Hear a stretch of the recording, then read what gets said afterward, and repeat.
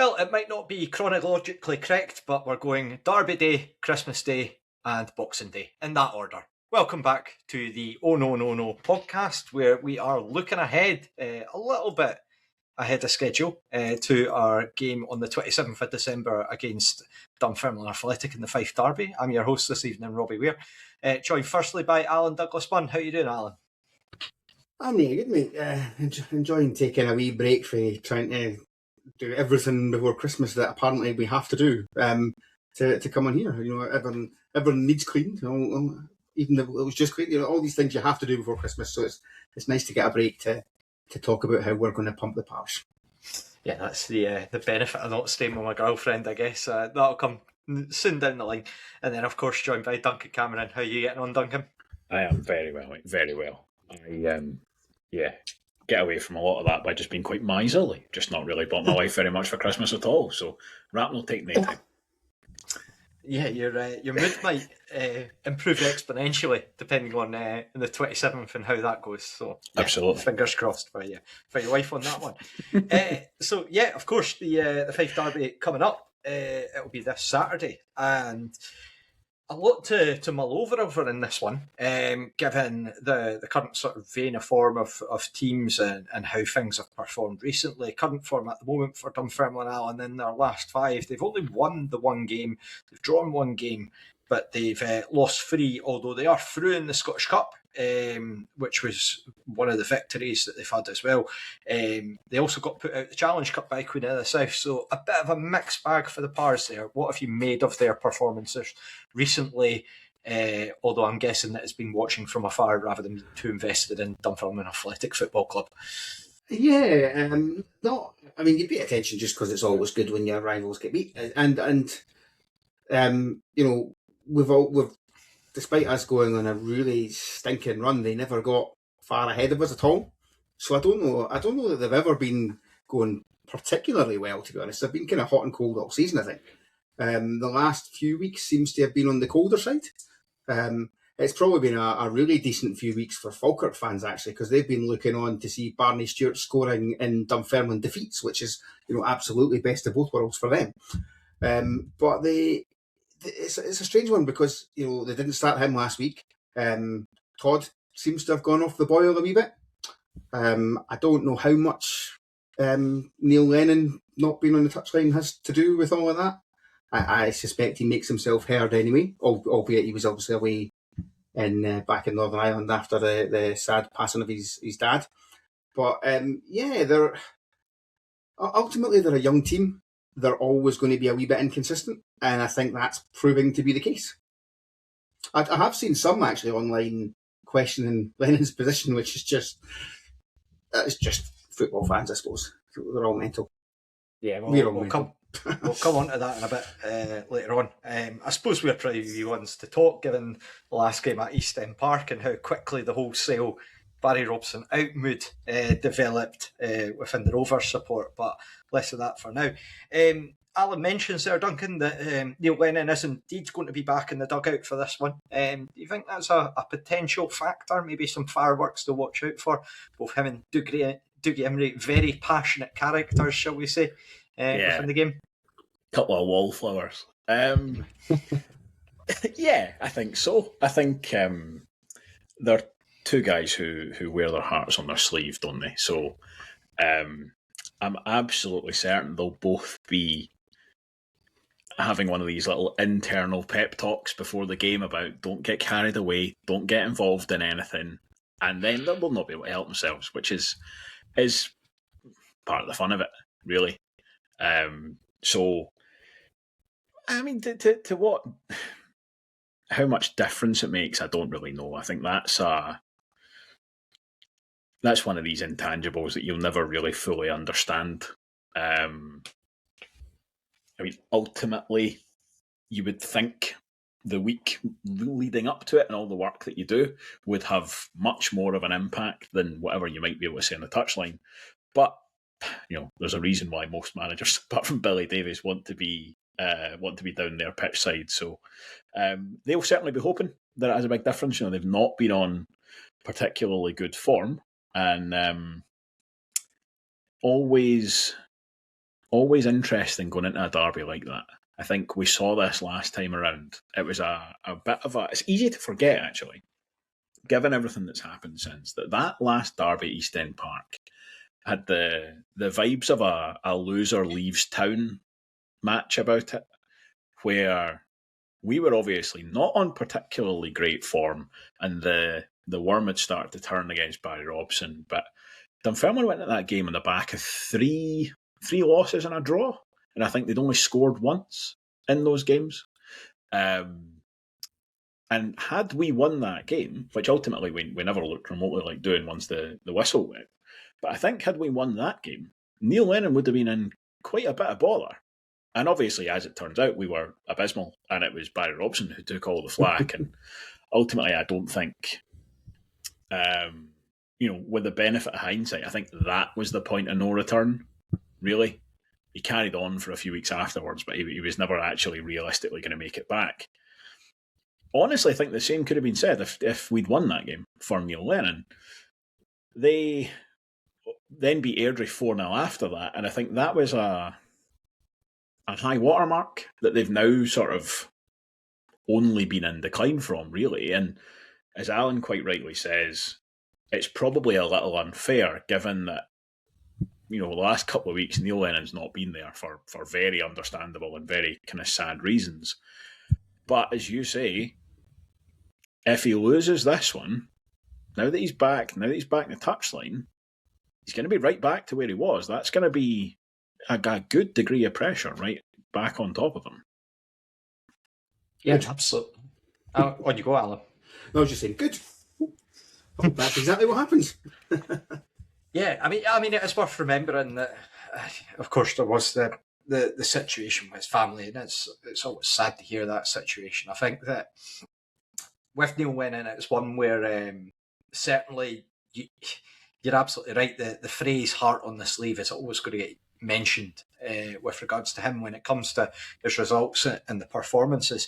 October in particular felt like it was a sort of, as you say, that high watermark in terms of where they were at and the performances that they were putting in seemed to kick on a lot. But then since then, it's gone off the boil for them. And even within that month, they did have that sort of 3-2 loss up in Dingwall, which really one that you look back at, and Ross County really haven't had much success since then. It's been, looking back, it does seem a bit of a strange result in isolation, given Dunfermline are where they're at. In terms of squad news for the Pars, Alan, we've got Alphonse Samad is away to the African Cup of Nations for Mozambique, which is a bit of a bizarre statement to make. Again, for a Fife derby, it's not too often that we see these sort of international elements come into play. But also, the young centre-back, John Todd, is seemingly requiring surgery, so he's going to be out for 2 to 3 months.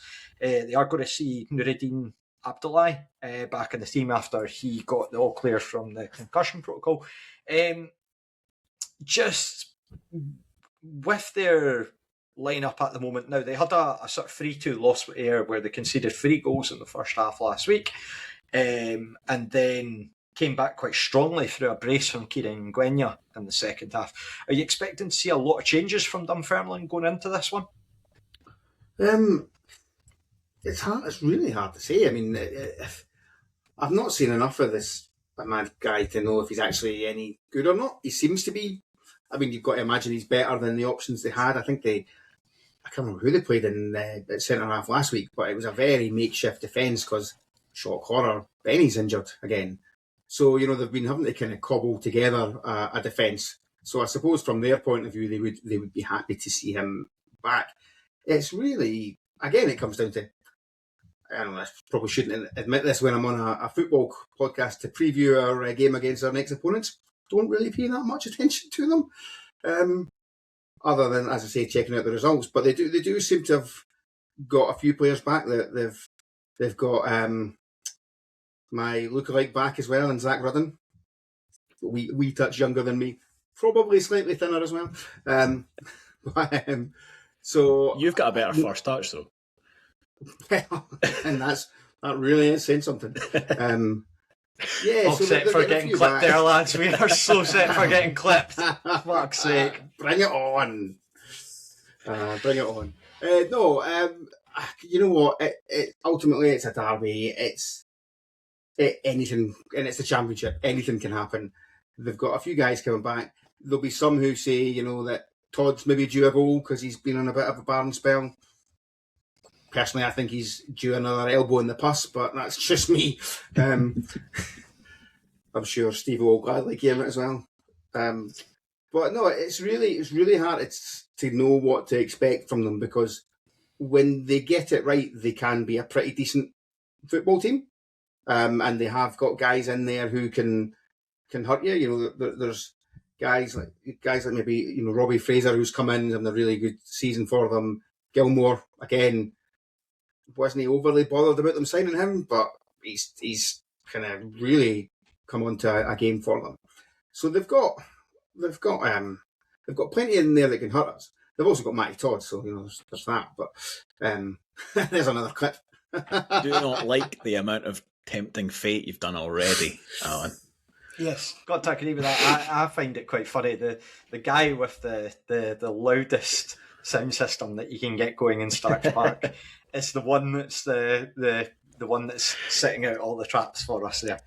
So good to hear. Well, to be fair, I think Grum had me beat a couple of weeks ago for the Accies game. But that's admittedly true. You're not going full Somerset Bob though. We'll say that. So there's that aspect too. Duncan, just for you, what are you expecting from Dunfermline going into this one? I sent over a clip of that third goal that Ayr United scored from Leon King with a. It's going to use one of those football words, isn't it? A cacophony of errors in the build-up for that one. Potential changes on the books, maybe Dennis Mehmet coming back in. Oh, I would like that. Don't tease me like that, Robbie. That's surely too much to ask of Neil Lennon for Christmas, that he gives us Dennis Mehmet back. Is he still in his original contract? I think so. Whatever they give him, good stuff. That's never stops getting old. Well, no, it wouldn't be, because they had to sign a 3-year extension. So 3-year extension, that's the one. Good stuff. I don't know what to expect. I agree with Alan on that. I think, and this is a fairly uninformed standpoint. I know, Robbie, you quite rightly watch a lot of highlights and listen to a lot of other kind of analysis and all that kind of stuff, so you've got a good handle on what else is going on. I don't. I'm largely based on kind of vibes and the clips that you send us, to be fair. So I'm not going to claim to be an expert on Dunfermline Athletic. The feeling I get is that they have quite a lot of players with quite a big bandwidth of performance, to use an old kind of stock phrase of ours. Like the goalkeeper, is it Billy Terrell? Yeah, I might have just made up his first name there. I've heard a few good things about him. Apparently he's made some brilliant saves, but then that third goal, he's waving at it as it flies over his head, and it's really, that's the kind of critical error. Guys like Jeremiah Chillicoa Mullen, listen, you wouldn't know from his derby record, but by all accounts, he can be very, very impressive, but we've seen him be very, very poor. He was decent in the last derby at East End, to be fair. And the likes of Andy Todd, as you say, Alan, he seems to be getting a bit of criticism recently, so I don't know whether that's just a big drop-off, but I think there's a couple of guys, as you say, Alan. Robbie Fraser's been very good. Charlie Gilmore's absolutely rock solid. You know you're going to get 7 out of 10 at worst, 8 out of 10 at best. And that's what you need a lot of the time. But as I say, I think a lot of the other guys in that team have the capacity to be really quite good and the capacity to potentially be really quite bad. And that, partly that's, I suppose, just a function of how young a squad it is.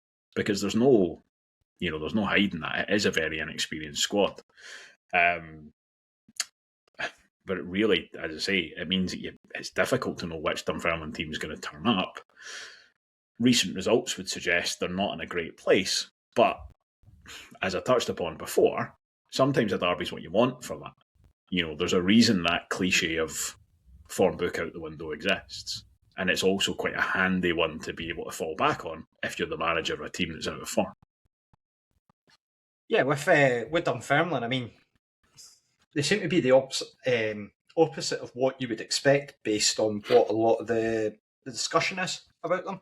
So probably a good example of that is Ewan Otto.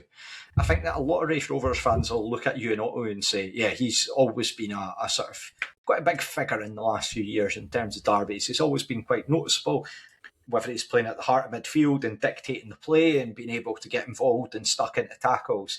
Or even if he's been playing at the back, he's always seemed relatively solid. Yet, I think over the last 6 months or so, the discussion about Ewan Otto in terms of Dunfermline seems to be that he's gradually shifted away from being a key player and sort of it just seems to have tapered off slightly. But you know that he can still do that. He's still got that ceiling to be able to offer it. Probably the same fate of Kieran Ngwenya. Again, not a sort of standout player maybe as such in derbies, but he's a player that definitely, like, probably because he had a spell with Rovers before, where you notice him on the pitch when he's playing. And last Saturday he gets a couple of goals. One thing I do find about this Dunfermline side is that they do seem to be quite resilient in the sense of they've had a few games where they've been able to come back into it. You notice that against Queen of the South in the Challenge Cup. I suppose it's probably a degree of element with their depth that they've got in their team, that they can bring in players like Barney Stewart, for example, who surprisingly didn't start the game against Ayr. I watched back the highlights for that game, and it seemed that with them, Ayr really benefited from sort of the line that Dunfermline were playing at the back. There seemed to be a few opportunities where Dunfermline would just get the ball slipped behind the centre backs, and I don't know if that's just because of the personnel that they were involved there. I think they had Chris Hamilton. I think Ngwenya was initially playing at sort of left centre back in there, and even Chilicoa Mullen was out on the wing. Again, don't know too much about it, but it's one to keep an eye on, I think, as to with their starting 11, not just ours, come Saturday. I think we'll probably be reasonably settled as to what we'll be doing, but we'll come on to that in a little bit. I wonder if with Stewart they're trying to almost prepare for life after he goes back, because it's basically been confirmed Falkirk are taking him back in January. They see him as an important part of their squad, given that they've only really got Brian Graham, and they're trying to use Aguiman as a striker, and he just isn't.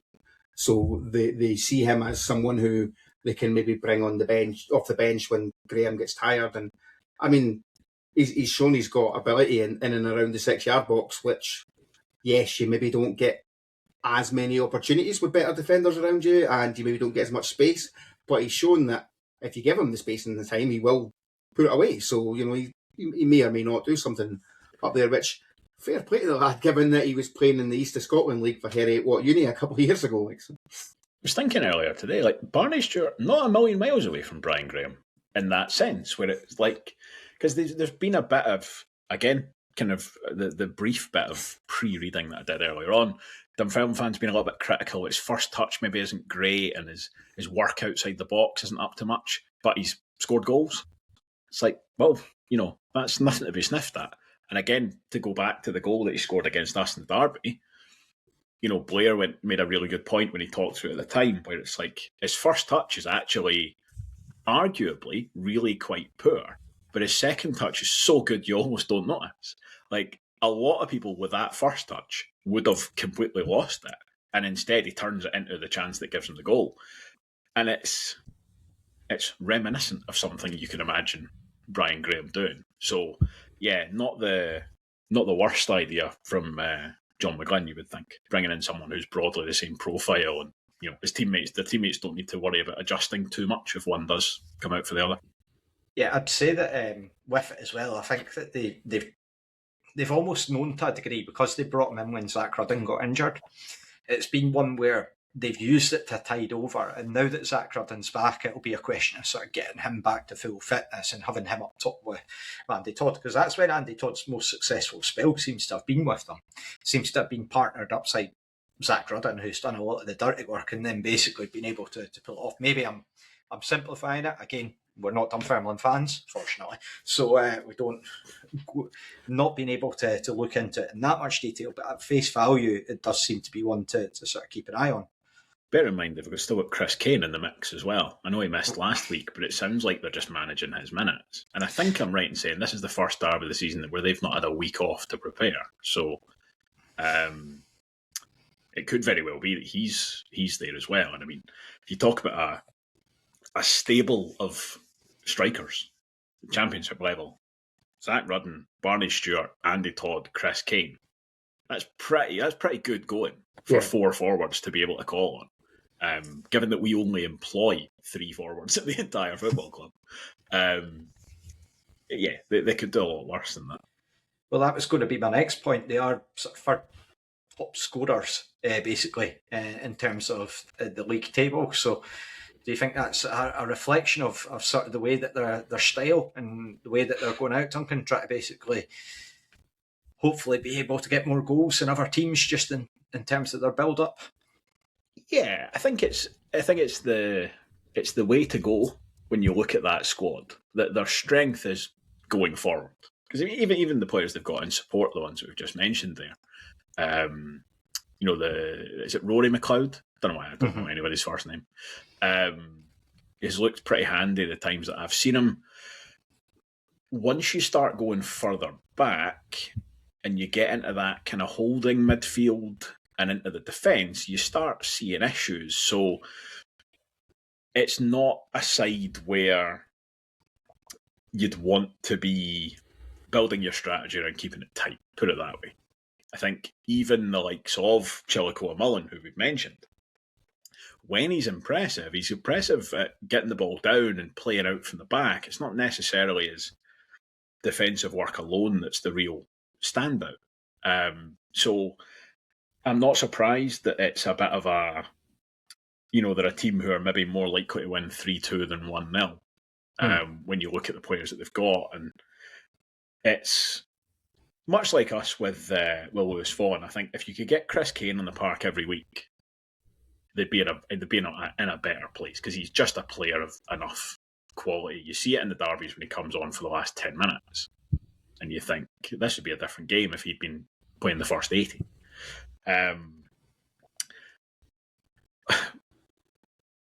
It's a little bit of maybe not. I was going to say it's a bit of an unstoppable force beats an immovable object. I don't think they're an unstoppable force, and I don't think we're an immovable object. But we have a very good defensive record, and they would back themselves to attack more than defend.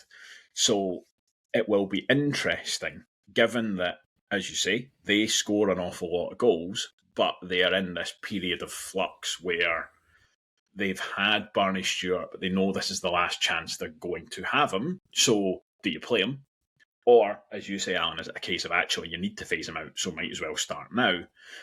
And then we've got this very, very good defensive record, but we've got this question mark, obviously, over Paul Hanlon's availability, which changes a lot. So, yes, definitely an intriguing setup, to say the least. I hadn't actually clocked that we've now only kind of conceded 1 goal more than St Johnstone, with the second best defensive record in the league. But I suppose 4 clean sheets in a row really, really help in that regard. Yeah, I mean, we're top of the clean sheet chart still, and that remained the same over the weekend. But these things, as I say, can change exceptionally quickly. So I think that's the thing. When we do concede goals, often we'll be quite try and get back into a game aggressively. Maybe more so under Robson, albeit a bit directionlessly towards the end of his tenure. And that opens us up. So, I mean, I suppose from Dunfermline's perspective, they'll be looking to try and get on the score sheet early. And then it's a question of okay, is this Raith Rovers team different under Dougie Imrie, how they respond to things, as to how they react? Because we've not really had a situation like that as of yet, where we've been put into a position where we're going to go behind. How do we react to that? Because we've just been able to keep that sort of consistency in the defence. Yeah, I mean, that would be the caveat in this, but without actually doing my homework and checking this here, I'm fairly certain it's still the situation that over halfway through the season, we haven't won a game having conceded first and haven't lost a game having scored first, which is, to get to this far in the season and that to be the case, it just shows you still how important the first goal is in our matches. Yeah, I think the thing as well is, sorry, Robbie, to jump across you there, you talk about obviously early goals. I think Dunfermline have conceded a fair amount of early goals recently. I did somewhere recently, I saw someone had kind of written up, and I think, because they conceded after 5 minutes at the weekend there, and I think they were possibly the same. Was it Queen of the South? They conceded twice really early doors. I think that's the thing that they really need to kind of guard against, is as much as they'll want to start really quickly, I wonder how much they'll be in their own heads about conceding early. And we spoke just a couple of days ago. I thought the Rovers started really well at Firhill. It didn't come to anything, and we kind of wondered whether it was just the back. You come off a 6-0, you're going to be feeling pretty good about yourselves. But that style of start, that quick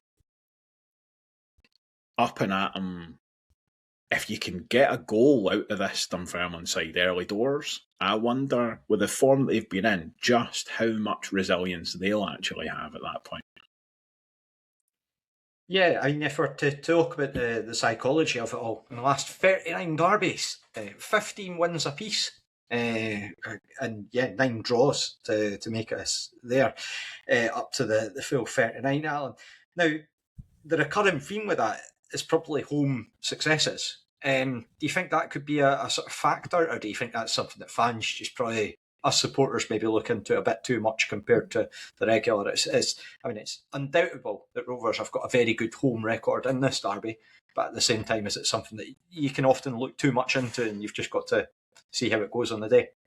I mean, yes and no. I think it probably is more of a factor because we've got the Astro as well. We're used to, we train on it every day, we play on it all the time.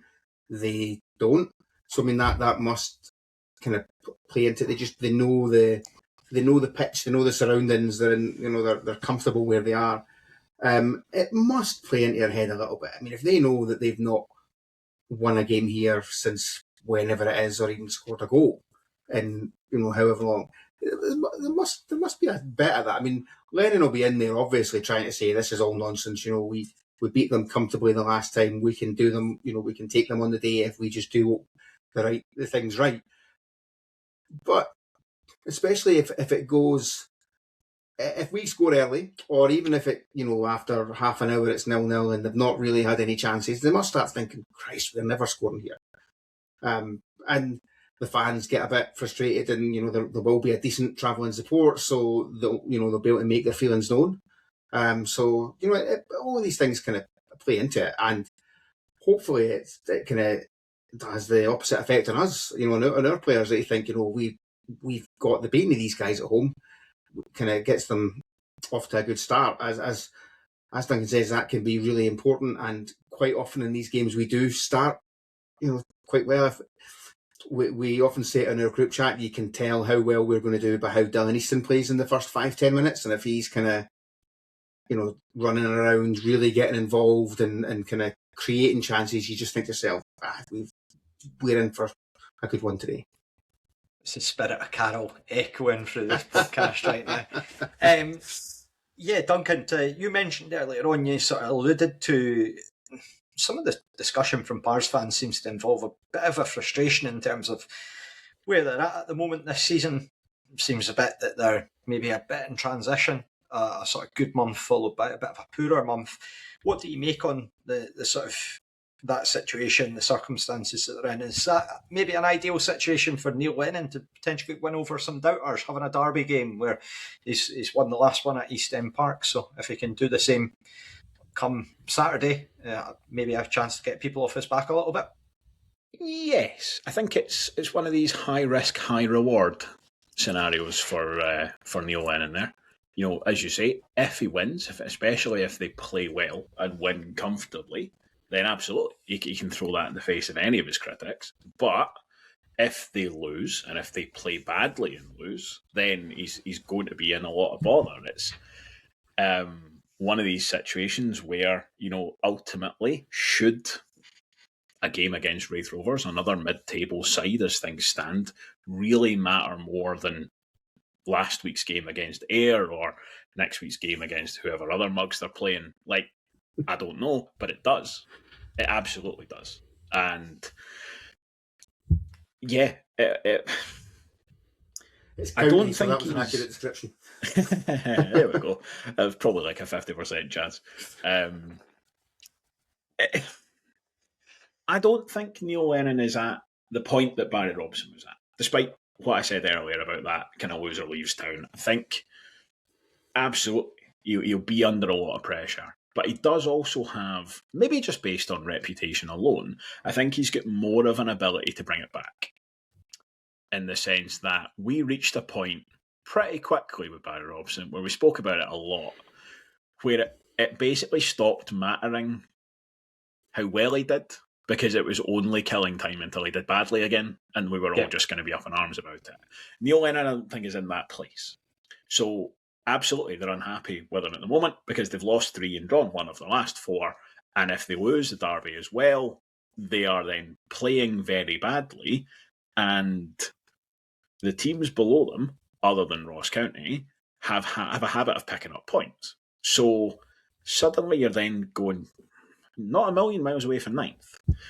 And that will put any manager under pressure. But I do think that if Neil Lennon was to lose this derby and then win the next 4 on the spin, he'd be fine. Like, he'd be able to kind of get back again. The proof will absolutely just be in the pudding.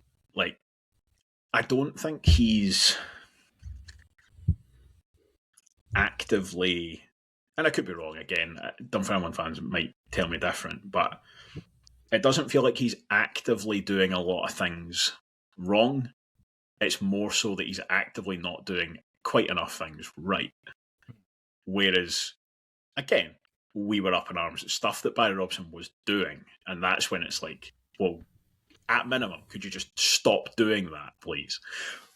Whereas Neil Lennon, it seems like it's more around this kind of overall failure to really put runs together. I mean, I was a little bit surprised last week when I looked at the league table and we had the same points as they did. And I was like, oh, I kind of felt like we were having a really bad season and they were having quite a good season. But then, a week later, and actually it was like, oh no, they are quite annoyed. And it kind of makes sense, particularly given the very obvious expenditure that's gone on. And this isn't me, on the wind-up or anything like that, but quite simply, look, there are players, multiple players in that squad who came from another club while they were under contract. So whether it was big money or not, big money's a relative term, they've spent money to put that squad together. And it applies to us just as much,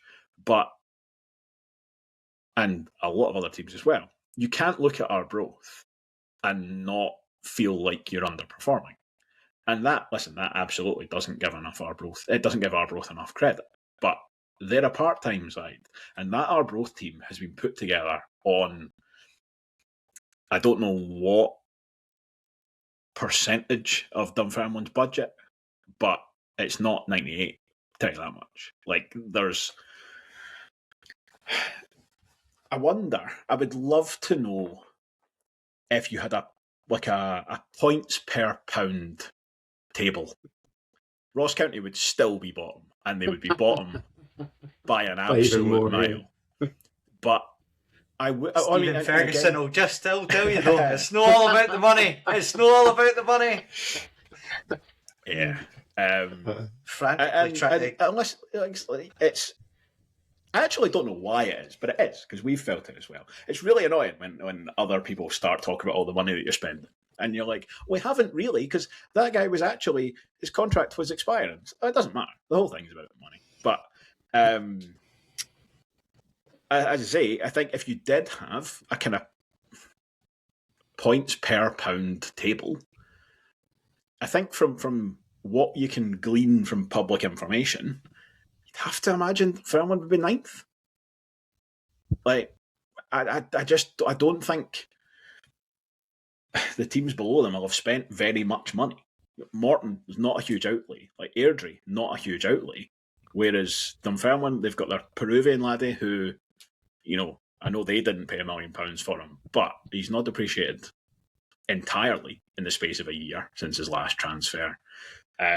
Keith Bray, who sits on the bench for them, they paid good money for. The same for Cali. Rory McLeod as well. He's probably a good example of they've gone out, they spent money to get him, then that's not a bad thing.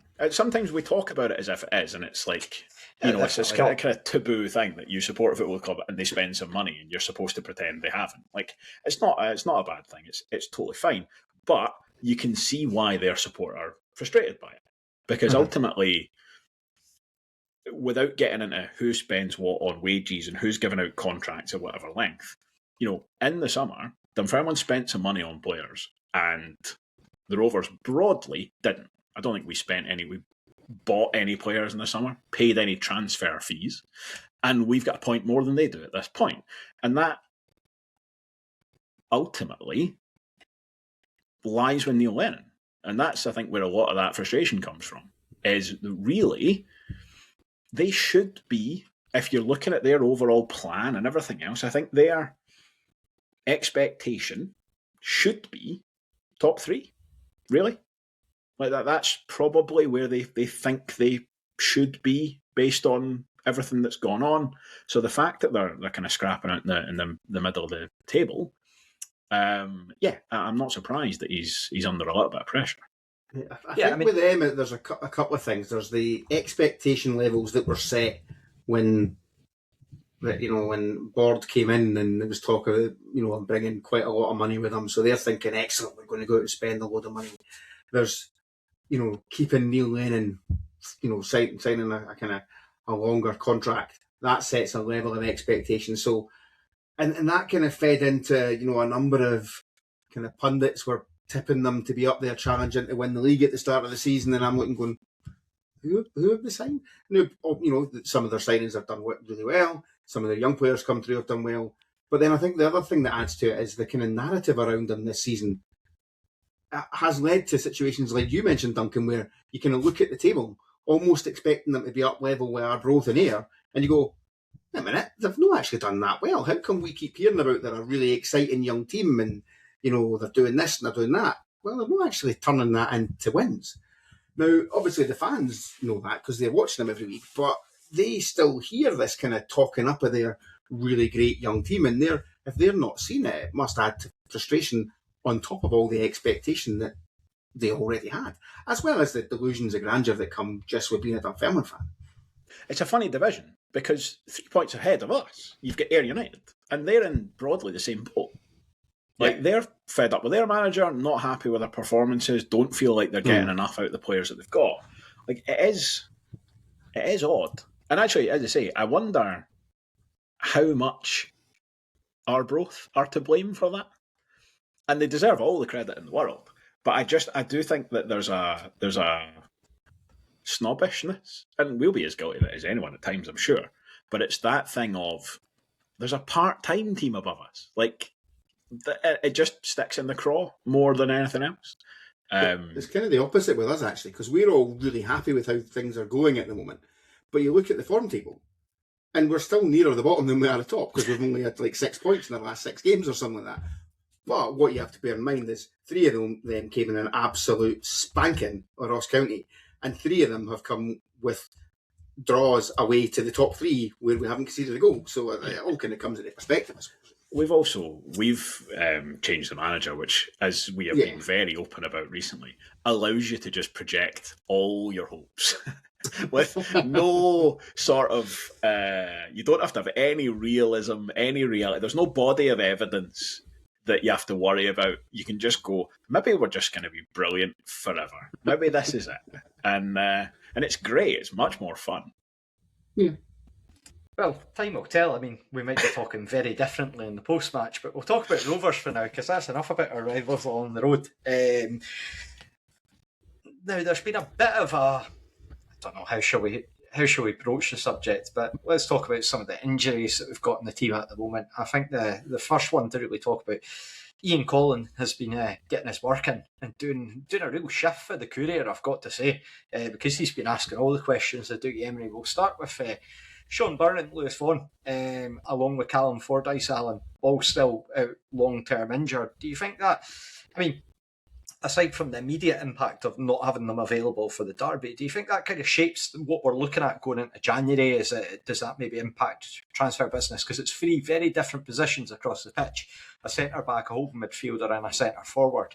Or do you think that John Potter will already have identified, along with Dougie Imrie, where the strengthening is required? I think on your last point, I think undoubtedly, I think there's you hear chat about how discussions went and that fourth, fifth hand through various group chats, and one of the things he asked Dougie Imrie in the interview was apparently what are our weaknesses, what do you think we would need to do? So he'll have come into the job with an idea of what we need. He'll have seen enough on the training ground and on the pitch over the last few weeks to have more of an idea.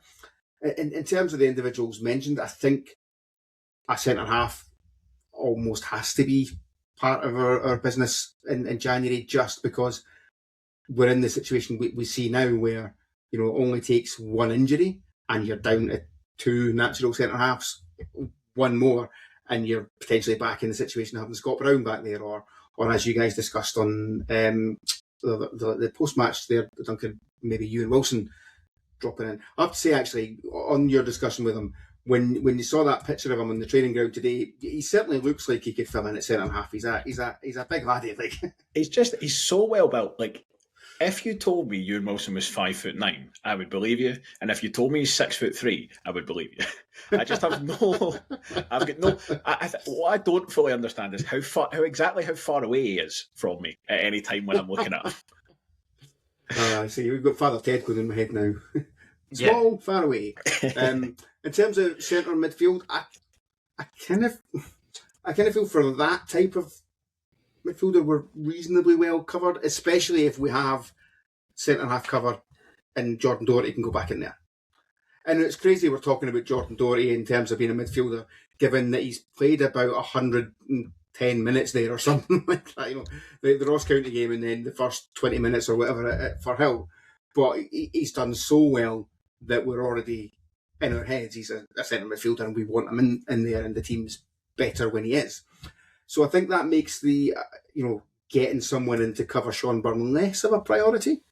And I think I'd be laughed out of Starks Park if I disagreed with the idea that we need to bring in a forward.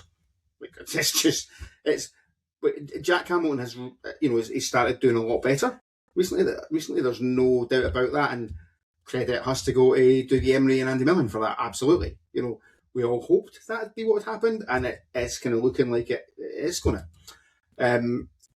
Another kind of factor in the forwards is what happens with Callum Smith.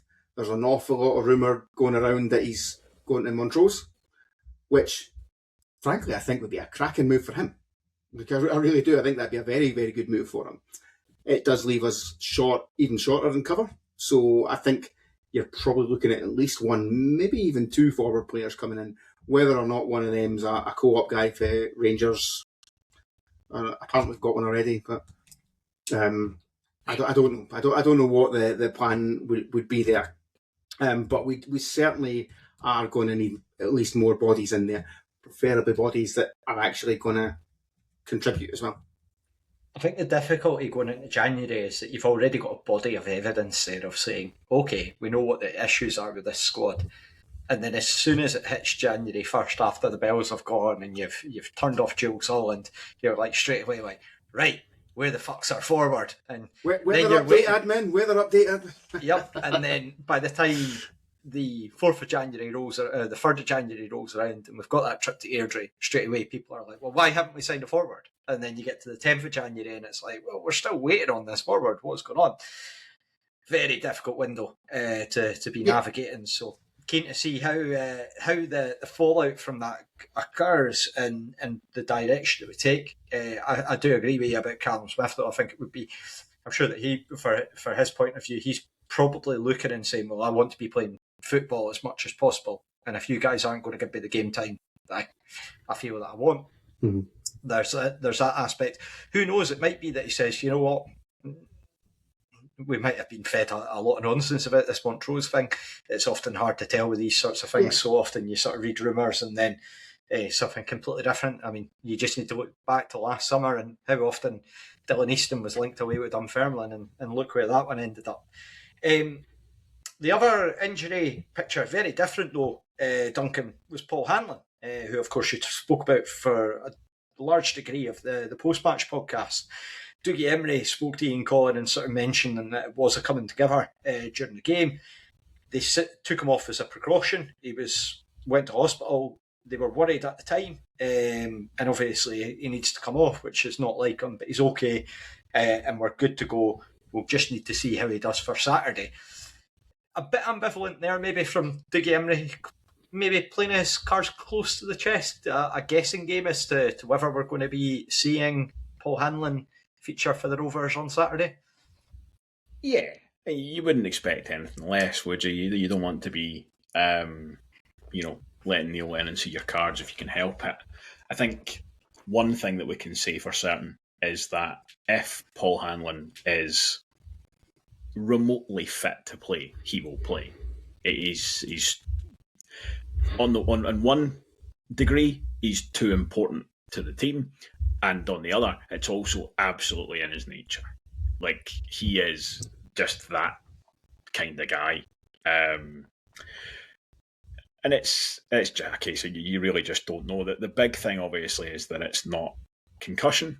It seemed like, the indication is it wasn't a head injury necessarily. It was a face injury, which for a big, good-looking laddie like Paul Hanlon is more of a problem than it would be for somebody like me. But still, for a centre-half, better off than taking a dump in the back of the head and having to sit out for 2 or 3 weeks. So I think Les said, depending on the injury, we might be able to see him in one of these rakish face masks that are so popular, really amping up the facial accessories in this derby. But as more than anything else, fingers crossed, because he's such an important player, such a good player. Absolutely, there's knock-on effects in terms of Jordan Doherty being able to play in the midfield and all that kind of stuff. But as much as anything else, Paul Hanlon's just really, really, really good, and I would like him to play in my football team, please. Fully agree. I also do think that we potentially might need to start looking at a line of like lucha libre wrestling masks for Fife derbies, if possible. But yes, Paul Hanlon, if he can play, that's naturally what as Rovers fans that we all hope for. Alan Duncan mentioned a bit about the implications. How wide do you think that is? I mean, Jordan Doherty potentially in the midfield, if that one comes to pass, is that something that you're hoping for, or do you think it'll be one where we maybe err on the side of caution, given the importance of Paul Hanlon to the team? We don't want to be losing him for an even longer spell. No, I mean, I think as Duncan said, if he's even close to full fitness, I think you don't want to risk him like getting seriously hurt, and I don't think they wouldn't do that. They just wouldn't allow him to do that. If he has to go out with a face mask, bring it on. Why not?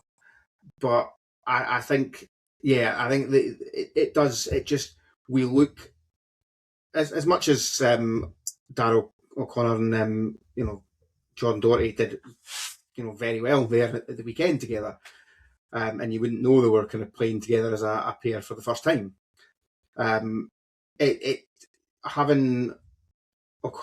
Dara and Paul Hanlon in there together, they've looked such a good pairing over the last wee while, that to the extent that we've not really noticed Callum Fordyce being out, which is a massive compliment to Darryl O'Connor. It just is. It's because Callum Fordyce is a very decent championship defender, and we haven't missed him, and that's no slight on him at all. It's just how well the others have done in his absence. And without wanting to give any credit to Tex Rover, it turns out he's been right all along, and that Jordan Doherty is a really, really good midfielder. He just, I totally agree with Duncan's point from the Thistle post-match, actually, that if you were to tell me that Jordan Doherty could stick the gloves on and play in goals, I would absolutely believe you. Like, without a doubt. He just looks like he can turn his hand to anything on a football pitch. He's just so good. I'll say this before, unless you're a scout from another team, in which case, we don't know what we're talking about. He's pish. Stay well, Courier. I'm honestly expecting a sort of Courier link at some point about like Jamestown Analytics and Jordan Doherty to get mentioned, and my heart's just going to sink at that point.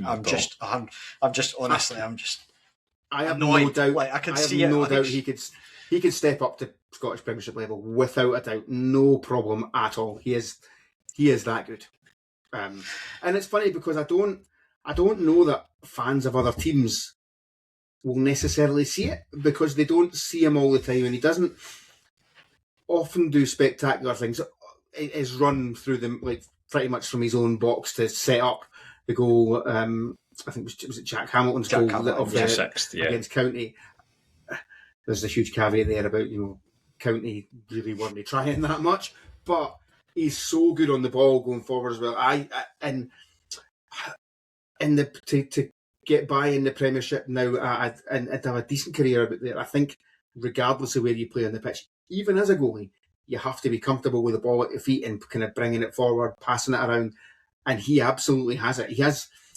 He genuinely has all of the attributes to go, and I'll put my neck on the line now and say within the next 2-3 years he will be an Ireland international. I don't see that they've got that many players that bit. I think we either need to go up or he'll need to get a move from us to do that. But I genuinely think, what is he, 22, 23? I think he'll be an Ireland international in a few years' time. I really do. Wow. See what happens. And I hope so. I would like it to happen for him, because by all accounts, a lovely guy. Hopefully it can happen while he's with us. When we get promoted. I think I'd be very surprised by that one, given because I think there's a good few players for Ireland in terms of their international setup that are sort of playing English Championship, which, I mean, the level between that and where we're at is, I think that's where it comes to, is he needs to prove himself at a higher level, and I'm only going on kind of what I've seen of him at the Championship level, and I've seen very, very little of his kind of stuff from when he played over in the KFC league or whatever the hell it is in America. But I just think you can normally tell when someone has the ability to step up, and that, put him in a team with better players and he doesn't look out of place. And I genuinely think he is that guy. And I think if he could go to the Premiership, hopefully in a couple of years' time, and when either with us or once he's signed a new contract and we get a decent fee for him, then I think he could go up there and fit in and start to maybe catch the eye a little bit. I know what you mean. Like, a lot of times you see players at this level who are really, really good, but you can kind of see where they'd be exposed at a higher level. You go, actually, he's brilliant at this level, but if he steps up, his pace isn't going to be good enough, or he's not tall enough, or actually, you know what, he's probably not good enough in tight areas or whatever it is. Whereas Jordan Doherty does just look like he's very comfortable. And I think that's the thing, is the fact that we're moving him about, playing him 3 different positions, and he just looks as good in whichever one he's in. I'll quite happily admit to being not sceptical necessarily, but I was a bit, when there was this kind of clamour for him to play in the midfield, I was a wee bit like, he's a really, really good right back. Why are we so keen to shift him somewhere else? And then he's a pretty small sample size, but he's been excellent. And it's not just his own performance; he makes the players around him better as well. Mm-hmm. And I mean, to go back a step, when you were asking, as you said, Robbie, about Sean Burns' injury, I think Jordan Doherty is a guy that unlike pretty much everyone else we've got, I think he is a guy who would mean that you wouldn't miss Sean Byrne directly. There was a couple of points at Firhill in that second half, before things really got kind of battened down, where he was not kind of playing out from the back in that really prosaic way, but like starting moves from deep. And even in the first half, when he was in the midfield, he was dropping in between the two centre halves at times. Like, I hope we can get a good run of him in the middle of the park, but no, I'm not necessarily sure I would go so far as to say I'm confident he'll play for Ireland, but I can see the argument. Certainly, I think there's an awful lot of players in this division, probably all of them, who, if you said that guy's going to go on and play for his national team, other than let's call it 99% of them, it would be a laughable prospect, and it probably speaks volumes that that's not. Yeah, I think that's fair. And as well, there's the element of, I mean, how they adapt to moving up a level as well. I think what they bring to the table and playing with better players and what that brings out in them as well. You have that. I think for me, it's basically the US whatever league it is that he played in will be very, very different to the Scottish Championship in terms of the pace, the physicality. It just has to be because the conditions that they play in over there. You couldn't play football the way that Scottish Championship teams play in the heat of Tampa. You just couldn't do it.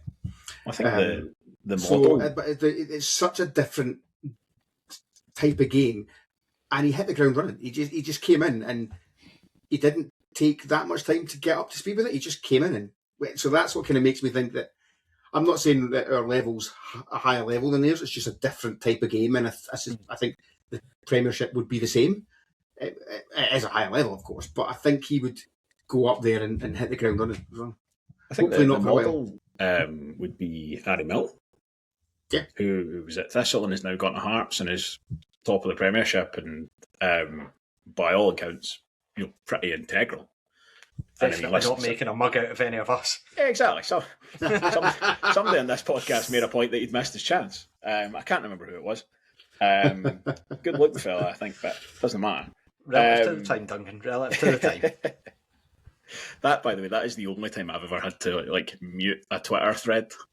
It's like, oh no, I've become one of those people who's being abused on the internet. A bad take. Like, oh no.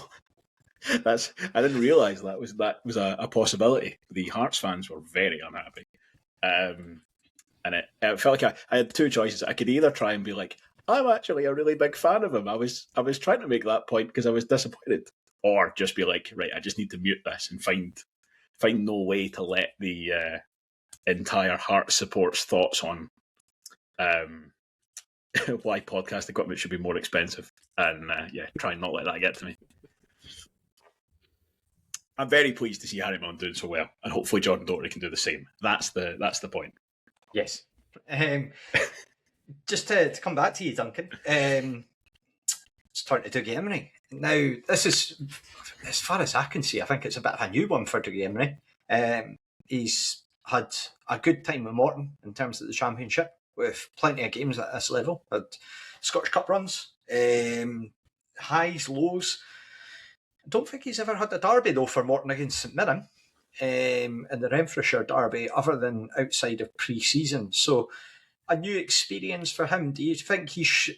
I mean, I'm kind of doing that thing where I ask a question and I'm kind of giving my opinion with this. I do this quite a lot, as you probably noticed, regular listeners.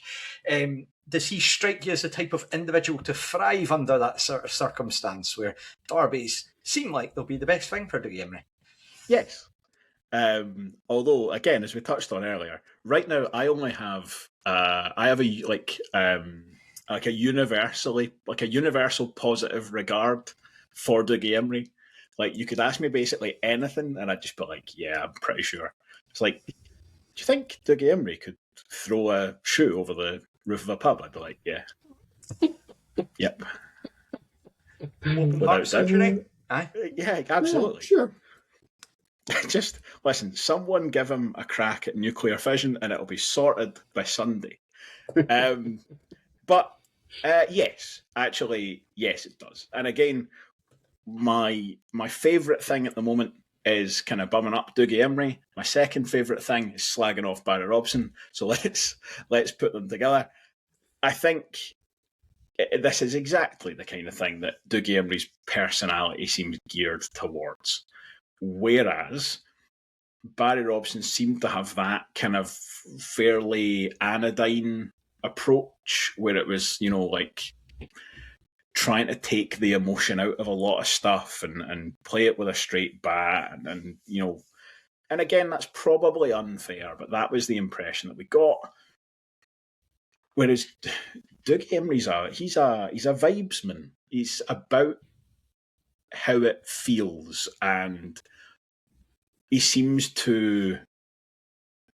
I'm trying so hard to say that he gets it, because that is possibly my least favourite thing is football supporters saying that people get it just because they've had some good results. So I'm not going to say that.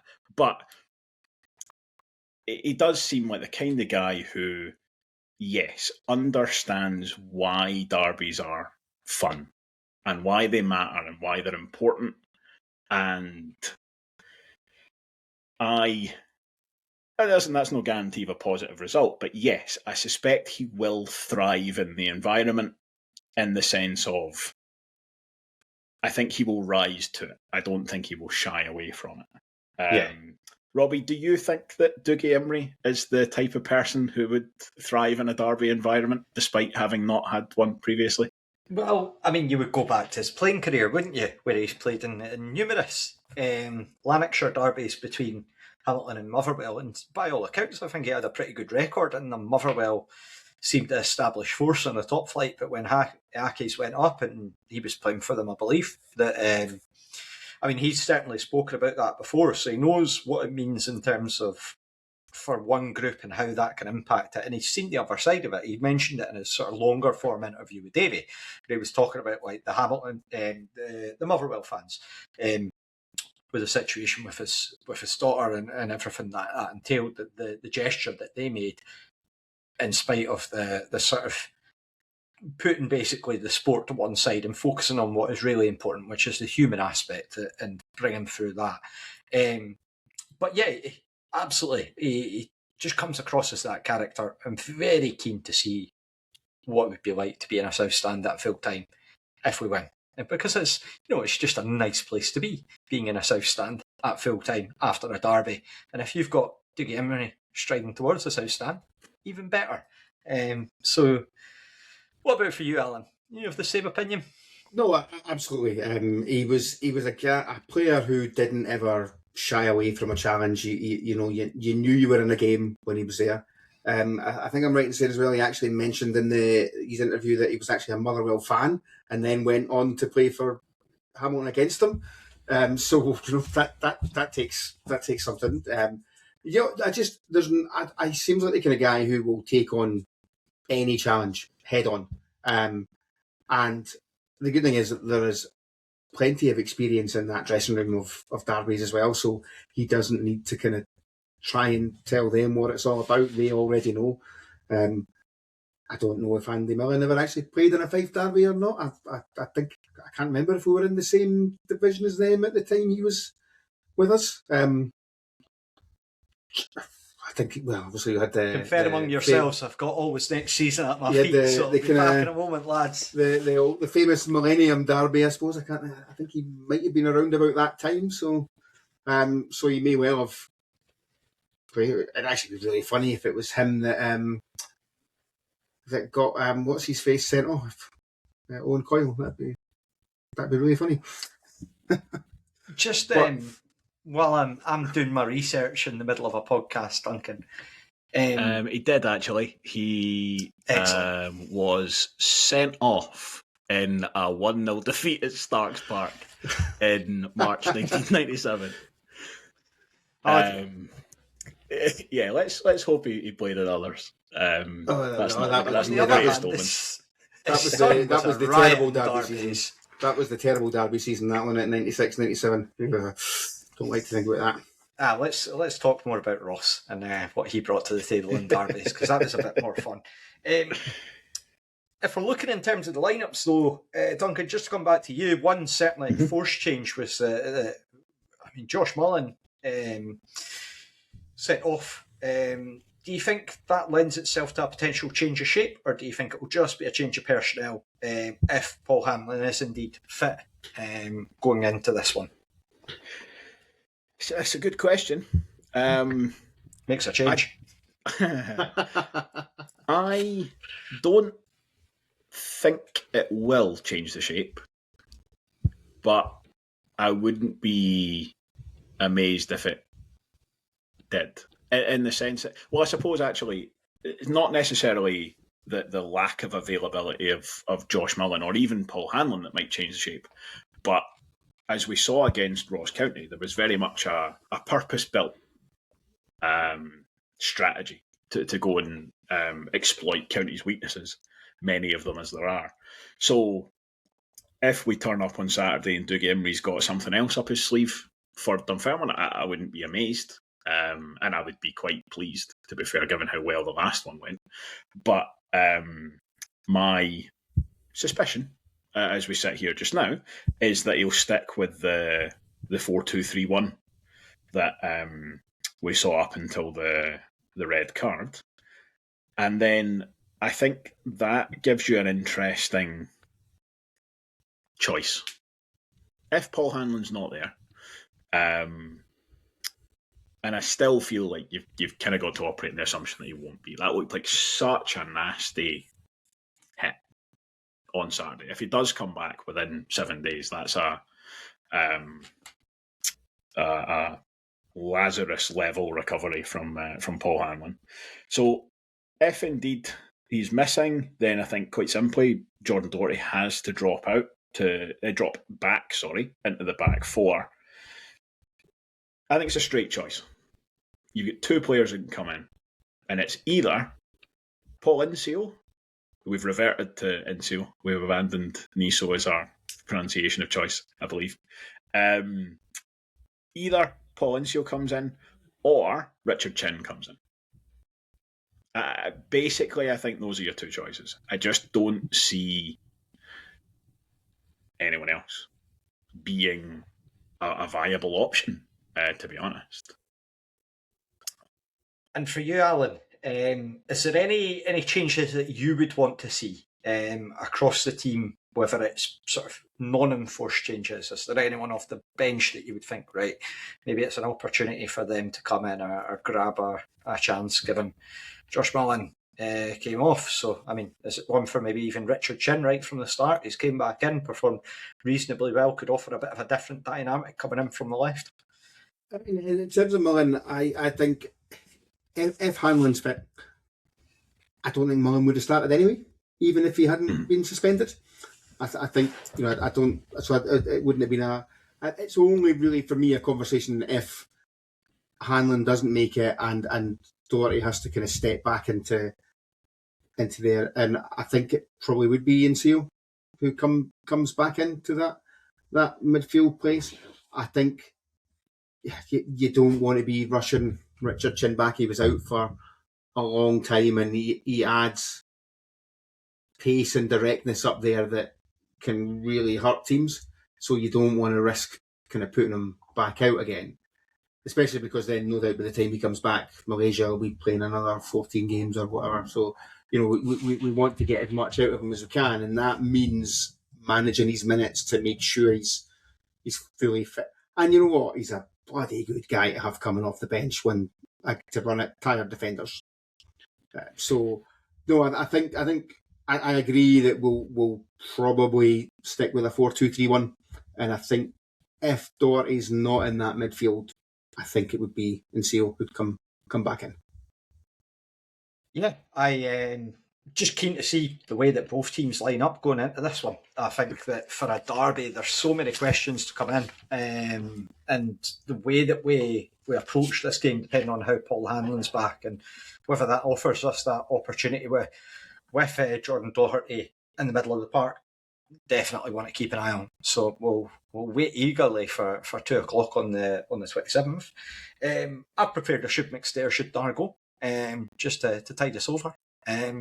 Yes, because it's the festive period, the season of giving goodwill, albeit maybe not with these clues. We'll see how these two gentlemen get on.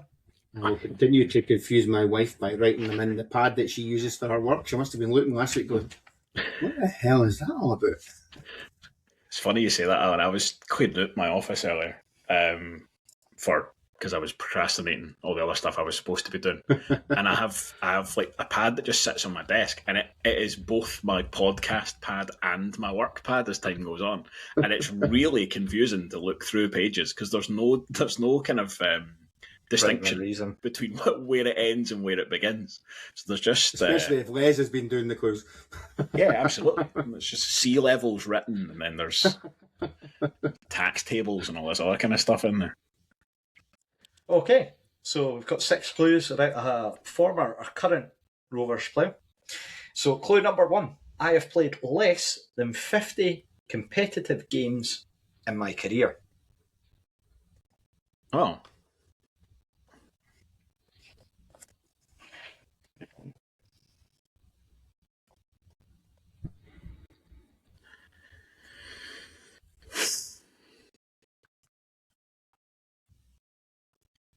Any opening bids?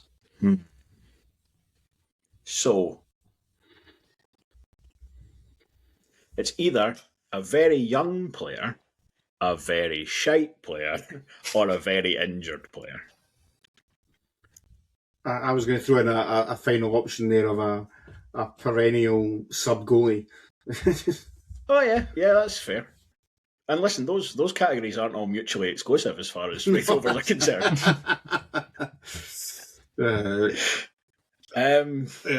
I quite like your sub-goalie shout, to be fair. That feels like a Robbie angle. To have a sub-goalie who didn't play much, who also played for Dunfermline.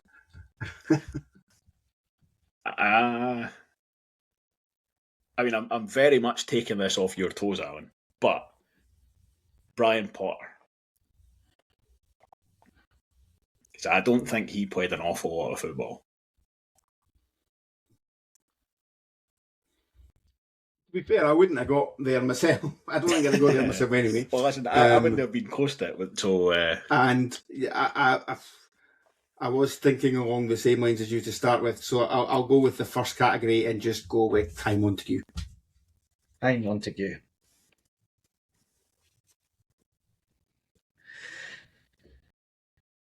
Clue number 2.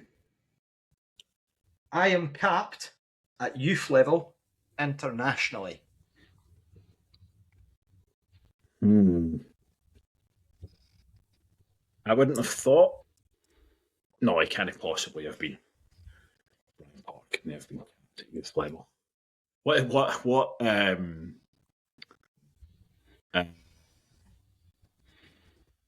age range are we talking about here? If we were talking about, he saved that penalty when he it's scored that, Christmas, Duncan, but we're not taking the piss. Come on. So, well, 15s schoolboy, would that be under 21s? Right. Okay. That's so he might have been recognised after saving a penalty in a semi-final as a 17-year-old. Possibly. I'm fairly certain Kai Montague hasn't been, but I've got no other guess, so I'm going to stick with him.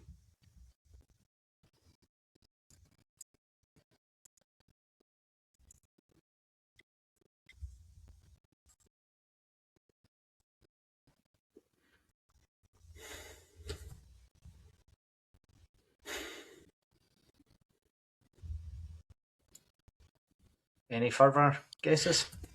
No, I'm going to stick to my guns for now. I'm very loosely adhered to them. Clue number 3. In my SPFL debut, former Rover Kyle Connell opened the scoring. Right, that seems unlikely to be Brian Potter. I am fairly certain he was retired by the time the SPFL came along. So less than 50 competitive games, capped up to under 21s, and Kyle Connell opened the scoring in their SPFL debut. Right, Kyle Connell has played for us. This isn't going to help. I think Kyle Connell's played it all. So I was going to try. I was going to try and narrow down the division, but I'm pretty sure he's played in the Premiership for Kilmarnock, the Championship for us, League One for Cove, and League Two for Clyde. So that doesn't help at all. Kai Montague, he. Sorry, I'm now just debunking your answer because I don't have one of my own. Kai Montague, East Kilbride were still in the Lowland League when we signed them, didn't they? So his SPFL debut would have been for us. Well, yeah. Doesn't necessarily rule him out because Kyle Connell's never scored against us, has he? I would remember that. I would stick in my craw.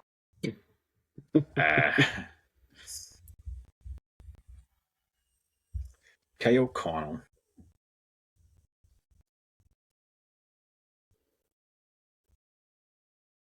Who's actually at? Surely. Who's he playing for now? Is he I think still he's at Clyde? at Clyde.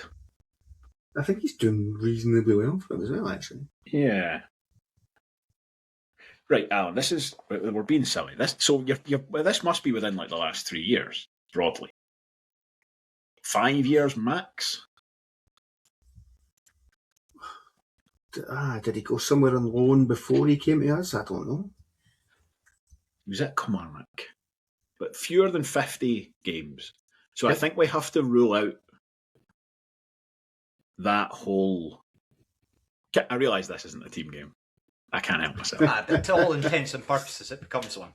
And also, I heard the length of silence that Blair left in the middle of the last one, and I had to check my phone and they died. We might just need to add jingles into this.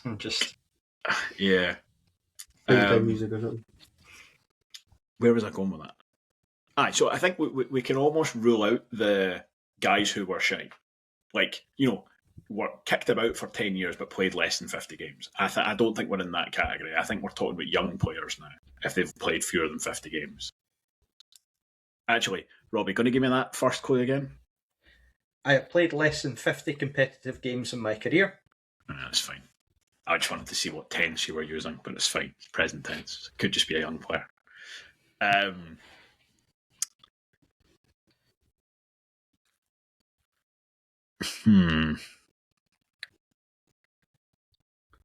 So, sorry, I'm still just thinking out loud.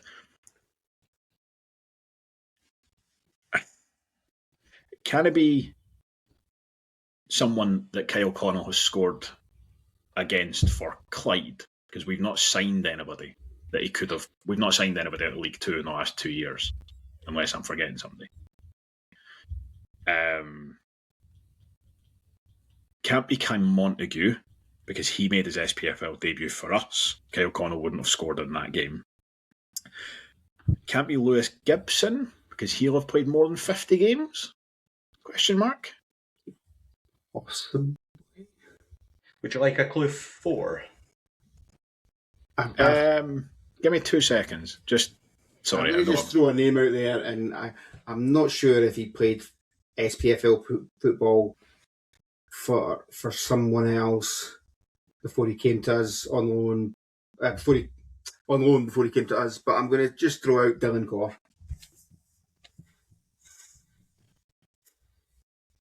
Dylan Gore? That is a very good shout, by the way.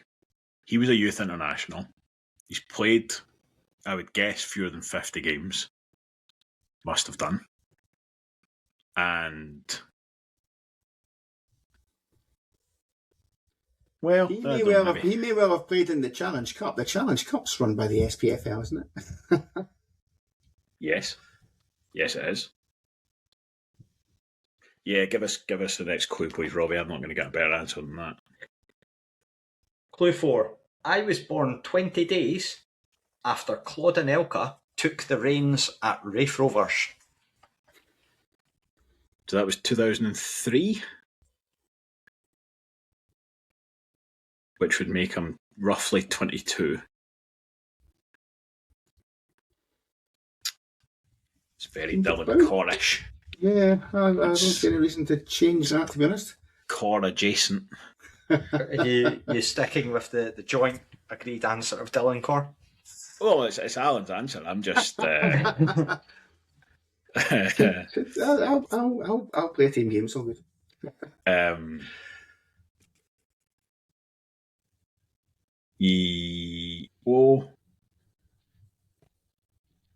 Yeah. Yeah, give us the next clue, please. Right, okay. Clue number 5.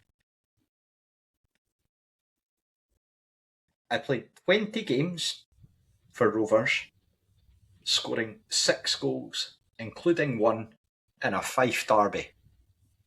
Whoa. Slow down. Sorry, I basically stopped listening because I thought it was Dylan Core.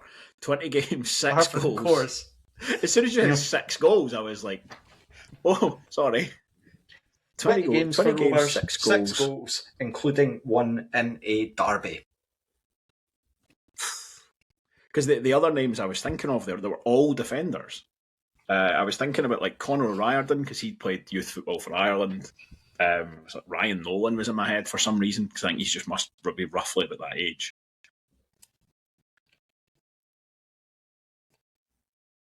"20 games for us and 6 goals.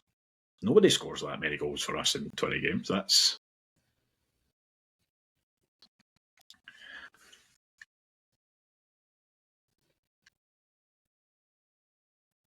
Alan, come on.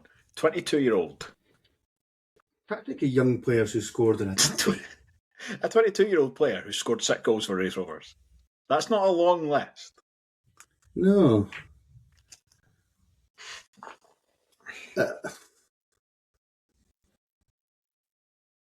Youth international race. Got to be a lone player because it can't be Capped up to 20 under 21s.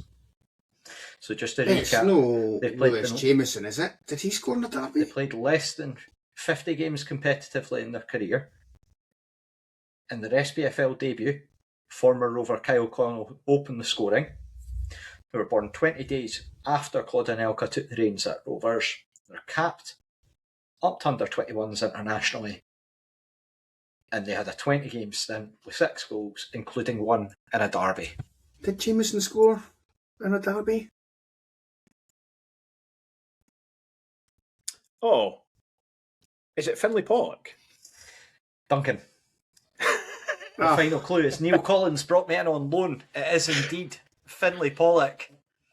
Deary me, we made hard work of that. Yes, it was a We big did. effort. We did. You know what? That was a good one. That was a good one. Someone will have probably got it Well, early there you on go. and been shouting at us, but What was the Kyle Connell one? Robbie, who was that? he had a stint on loan at East Fife. So he played there, and Kyle Connell and Danny Denham both scored in a game there when he was on loan. So Kyle Connell has played up to under 21s. Of course, he was capped when he was with us on loan, and he went off and did he not get sent off against Iceland? Maybe I might be wrong. I think you're right. Yeah. Last season. did, yeah. Aye. But yeah, and of course he got his goal in the derby when he raced through to beat Toby Oluwayemi. And that, what was it, a 2-0 victory last season was at the end of Michael Tidzer's reign to see him off. So if anyone fancies replicating that come Saturday, then by all means, lads, feel free. Knock yourselves out. I do enjoy listening to the Terrace podcast just now when they're talking about Oluwayemi and how it's just like, you know what, we were having the same conversation about him in the championship last year. It's like that thing when you like him and playing in the Premiership regularly. It's like the Little Britain sketch where how did you get in the tree? I fell. Like it's just him. Yeah, strange. Dylan Corr's still only 20. Wow. I think in. Yeah, Yeah, I think I'm older than his dad though, so that kind of I remember his dad playing Barry John Cornwell. It didn't play that much, I don't think. But Yes, it's one of those games of Should McStay or Should Dargo where you got fixated on like one point, and then it was like there's one clue that can. Because I was thinking like I don't know whether to throw in like the scored in a derby clue earlier than the Claude and Elka one, because the Claude and Elka one didn't really help you in the slightest. But No, but it confirmed we were on the right track in terms of it being a youngster. Yeah, yeah. The stuff like scored in a derby doesn't help me at all. That's not the way my brain works. I can't. I honestly, and it's not a great attribute for someone who does this podcast. I can't remember football games very well. Like, I don't I have used that to be kind of able to, recall. Like once you start describing it, I can remember. I remember that it happened. But just saying to me like, "Oh, he scored in a derby," I'm like, nah. Sometimes you need Sorry. the trigger of the other person, like because the Lewis Jameson suggestion's like effectively an assist because it's like two similar players last That's season exactly on it. loan. So good team effort. Despite the fact that he was actually supposed to be a striker, he only scored 3 goals, one of which Yeah. barely counted. I don't think it should count if the ball doesn't manage to touch the net. Aye. Anyway, once again, thank you for taking the time to listen. We will be back at some point with a post-match debrief. We might be all a bit hungover, depending on when we're recording it. Good point. But yeah, Live. live. That's a Live on bold step, Saturday night, that's Alan, and I illegal. don't think we're ready for it, particularly if we're all hungover. Editing would be in full flow. And I don't even want to contemplate that if we ended up losing the game. We would not be going live for a derby loss. It's should safe we to say. say the E would be required on Spotify for the recording of that one. Yeah, absolutely. Fully agreement over that. But yeah, wherever you are, we hope you have a very good Christmas. If you're listening to this after Christmas, because it's a bit of a weird episode. We recorded it before, but the game's after. We hope you've had a good Christmas. But as ever, thank you once again for taking the time to listen, and we will see you next time around. Bye for now.